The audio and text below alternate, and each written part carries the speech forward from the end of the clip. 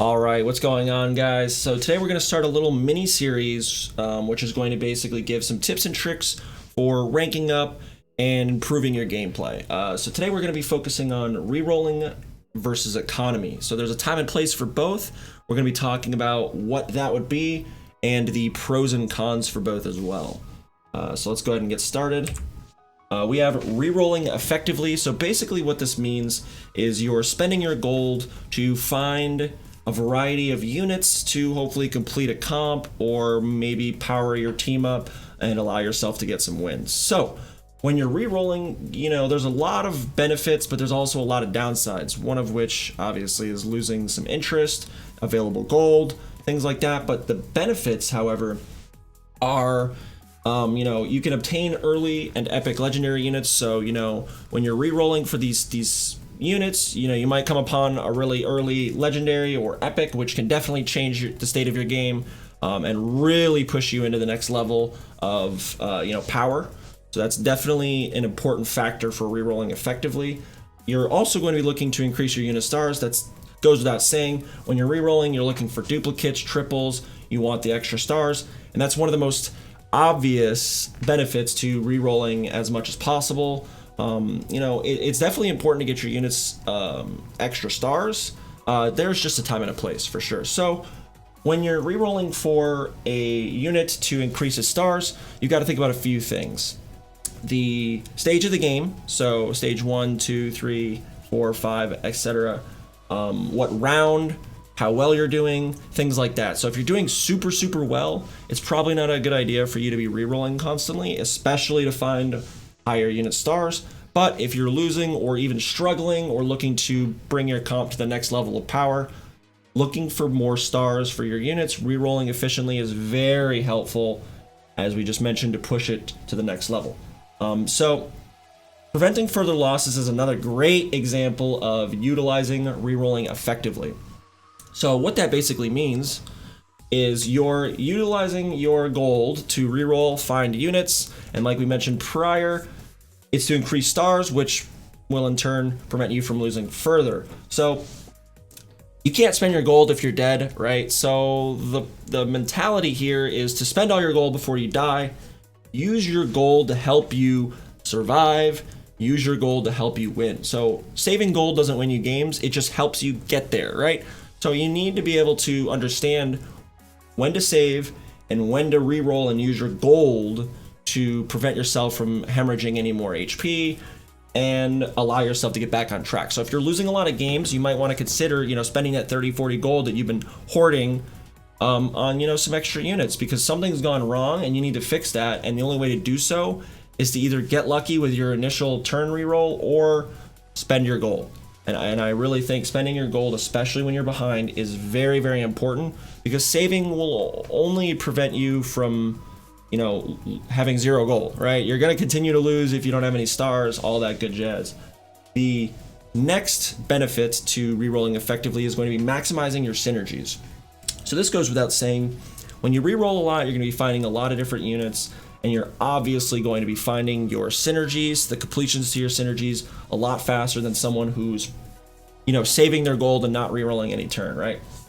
And this is going to, like we mentioned prior, is prevent you from losing further, give you some extra stars, but it's going to maximize your synergies. And that's going to help you in the late game, not as much as saving your gold from like a winning game, but maximizing your synergies, especially utilizing that through rerolling, is going to be an amazing way to increase your game state by utilizing the reroll strategy, right? So you don't always need to save your gold.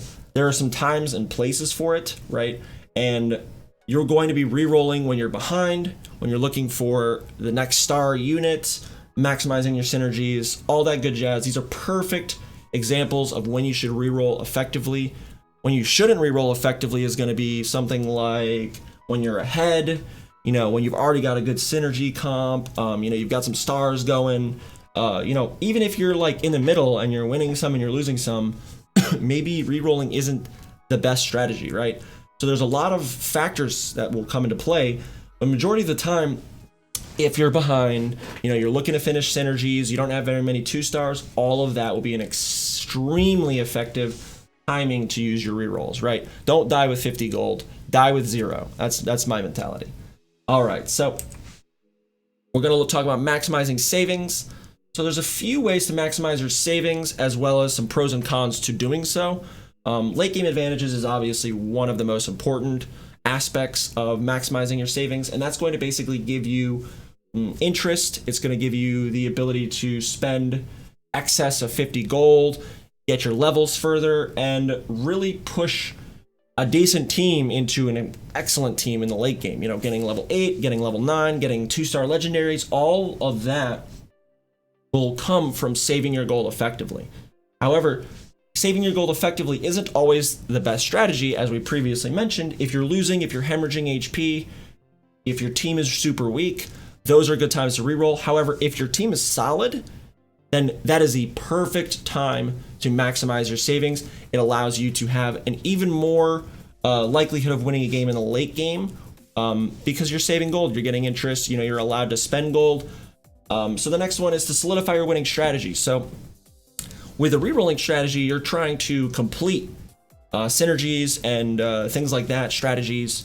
With economy, however, you are going to be looking at maximizing, solidifying your winning strategy. What this means is you're going to be looking for like a 2-star Yasuo, a 2-star Kale, Draven, 3-star Draven. Things like that will solidify a win on the backs of your carries, right? So it's very hard to get your carry. It's very hard to get a 3-star Draven when you're struggling, when you're hemorrhaging gold, when you're trying to reroll to get yourself back on track. Sometimes you just have to, right? But if you're saving gold effectively, it is amazing to solidify your late game presence by, you know, picking up some of these powerhouse expensive units that are oftentimes only possible by, you know, saving your gold, right?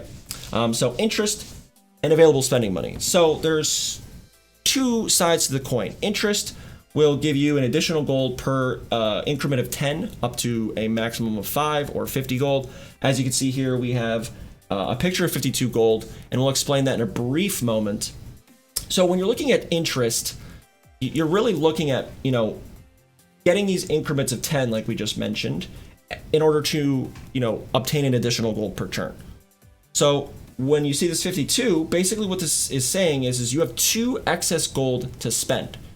So once you've hit 50 gold, 40 gold, 30 gold, whatever your goal for, saving is, you could spend anything excess without losing your interest gold. So basically, when you're sitting at 50, when you're sitting at 40, when you're sitting at 30, and you have a couple extra gold, so let's say you're at 35 gold, and you see a Yasuo, right?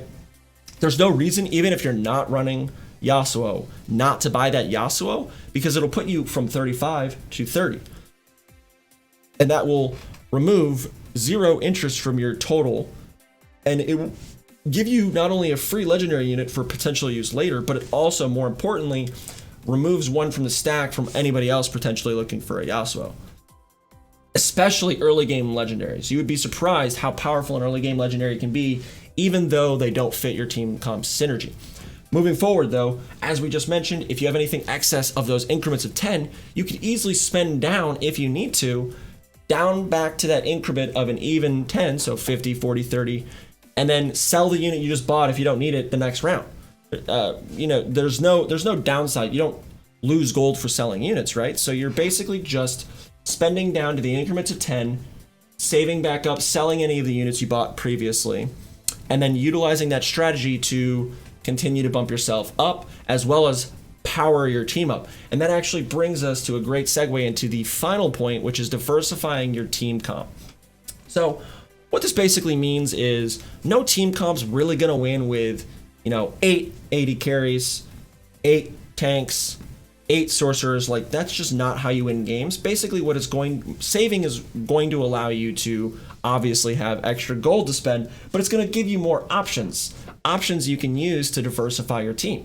So you're allowed to purchase a Kale and then a Draven and then maybe a Volibear. Like, you're getting a lot of options, whereas if you don't have gold because your team is hemorrhaging, you're trying to prevent losses, you're trying to find that next 2-star, you're not going to be able to diversify your team because you're too focused on the rerolling and getting your team back up to par, which is completely fine. Some games are like that. Rerolling is a definitely doable strategy. However, when you're winning games and you're trying to maximize your savings, it is an amazing opportunity, especially late game once you've hit 50, to diversify your team comp, utilizing that extra saved gold. So that is pretty much one of the best things I'd say about saving is you're able to spend your gold late game more frivolously once you've saved, right? And then diversify your team comp, right? You're getting powerful units and you still have gold left over. It's basically the fruits of your work for saving gold as long as you're not hemorrhaging. So guys, I really hope you enjoyed this super quick video. I just wanted to give a very brief explanation between some of the differences, pros and cons between saving and rerolling. We're going to be back with 5 to 10 minute mini videos with tips and tricks, very simplistic stuff. We're not trying to overcomplicate things. We're going to try to do that every couple of days. So if you guys enjoyed that, smash the like and subscribe button. It'll be somewhere here, and I'll see you guys next time. Thank you very much for stopping by. If you enjoyed the content, feel free to check out my Twitter and Twitch at the Zelph. I stream daily at 3 p.m. Central Time. And don't forget to click subscribe and turn notifications on as well. Thank you very much.